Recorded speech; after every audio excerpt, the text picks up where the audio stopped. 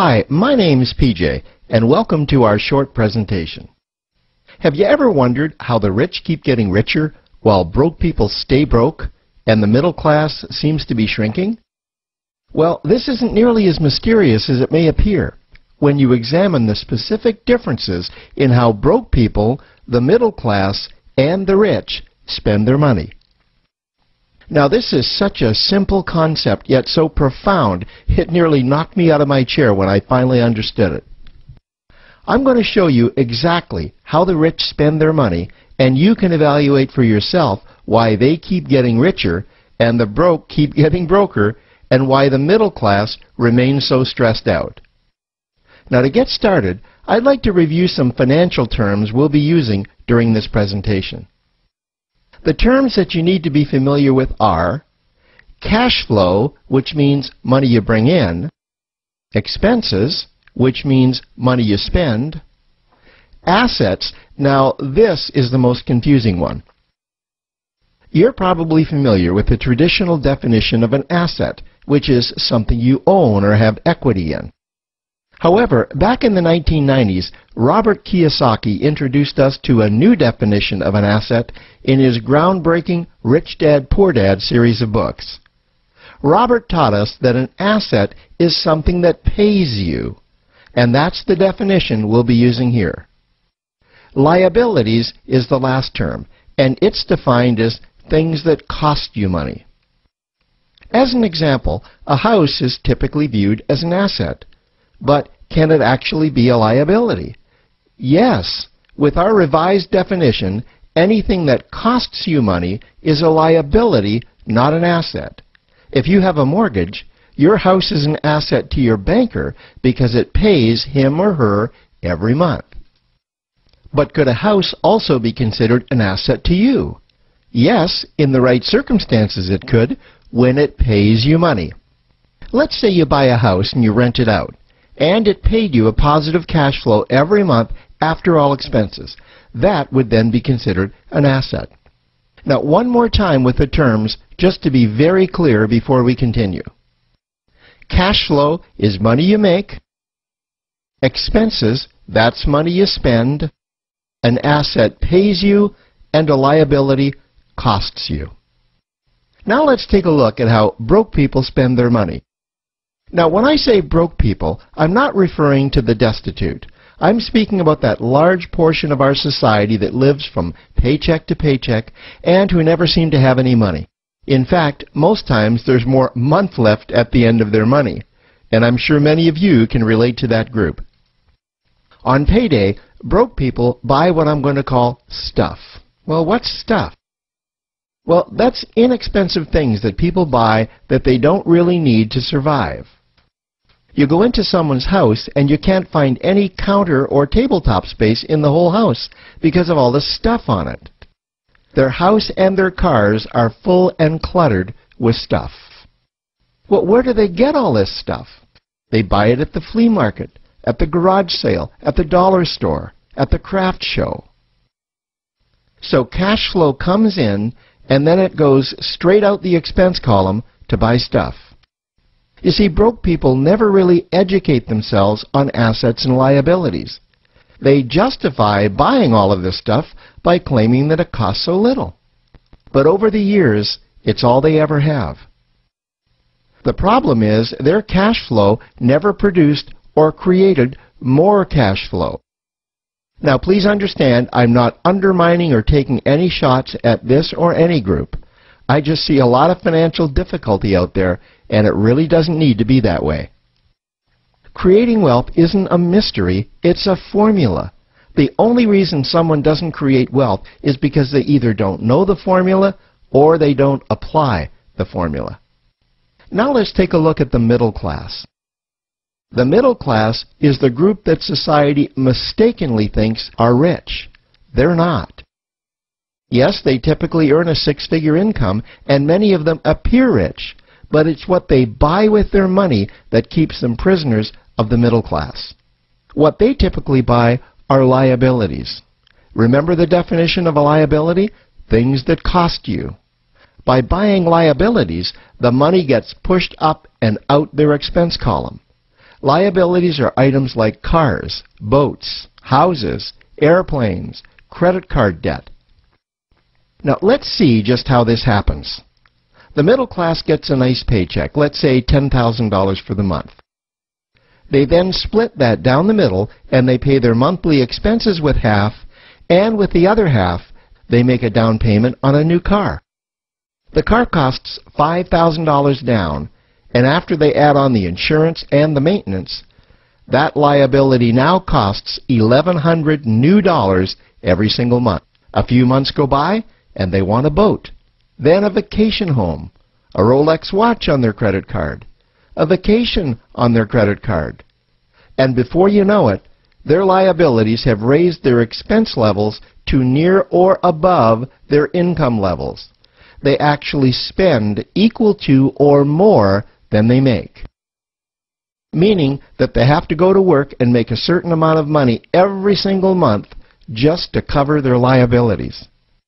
The other important issue with both broke people and the middle class is that normally all of their cash flow is dependent on their own effort. Meaning that they've educated themselves to exchange their knowledge and expertise for someone's money. Also, the money they earn is usually the highest taxed form of income. Here's an example.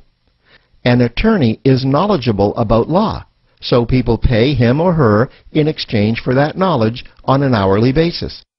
The problem here is that if the attorney isn't sharing that knowledge with a client, then the attorney isn't making any money. This causes lots of stress and anxiety in their lives. And if you ever ask them to take an afternoon off to play golf with you, well, they very rarely can because of how much money it'll cost them to take that time off. On the surface, life's pretty good. The reality is that it's a roller coaster ride. That's the middle class. Now, I know this group very well because for a great deal of my adult life, that was me. Now let's take a look at how the rich people spend their money. Rich people acquire assets. Again, an asset is something that pays you. If you want to become rich, buy assets that earn you more money. The money cycle looks like this. Acquire assets that produce cash flow, invest the profits to acquire more assets that produce more cash flow, invest those profits to acquire more assets that produce more cash flow. The rich spend their money and acquire things that produce more money. Here are a few examples of assets that produce more money. Investments are the obvious ones: stocks, bonds, real estate. Education is another asset. If you learn how to do something that produces more money for you and you actually do it, that's buying an asset. There's a great quote that goes, "If you think education is expensive, you should see how expensive stupidity is." Another example of assets you can acquire that pay you are cash-generating opportunities, especially those opportunities that can create a passive cash flow. Passive meaning that once you build it up, the money continues to flow whether you're still building it or not. Here's a small example. Let's suppose you bought a pinball machine and you put it in a barber shop, and you don't spend any of the profits. You save them until you can buy another pinball machine and put it in another barber shop. This, by the way, was Warren Buffett's first business. If you don't know who Warren Buffett is, he's one of the top 2 richest men in America. The rich are extremely eager to find those passive cash-generating opportunities because those opportunities continue to pay them month after month, year after year, long after they've stopped working the opportunity. You know, I see this happen again and again with successful entrepreneurs. They find a passive cash flow stream that they build up, and it continues to pay them month after month, year after year.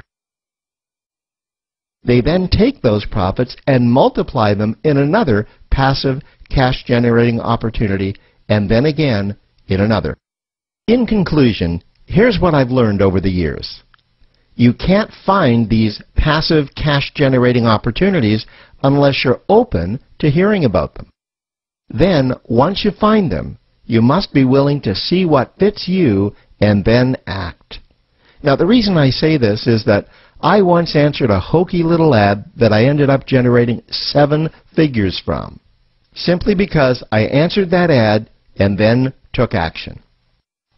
These opportunities are out there. You just need to find them. You also must be opportunistic enough that when the right situation does present itself, you don't miss it. So remember, broke people buy stuff, the middle class buy liabilities, and the rich acquire assets, preferably cash-generating opportunities that can create passive cash flow. They then take that cash flow and invest it in another asset that produces more cash flow. That's the wealth creation formula. Now, I trust you found this introductory information helpful. Now, to learn about one of the greatest cash-generating machines on the planet, click on the link below to proceed to step 2. Pick up any magazine, watch any television show, read any newspaper. .com is the buzzword of the millennium. In 1998, there were 95.4 million people online. By 2005, estimates predict over 700 million. In 1998, e-commerce generated $39 billion in revenue. In 1999, $114 billion.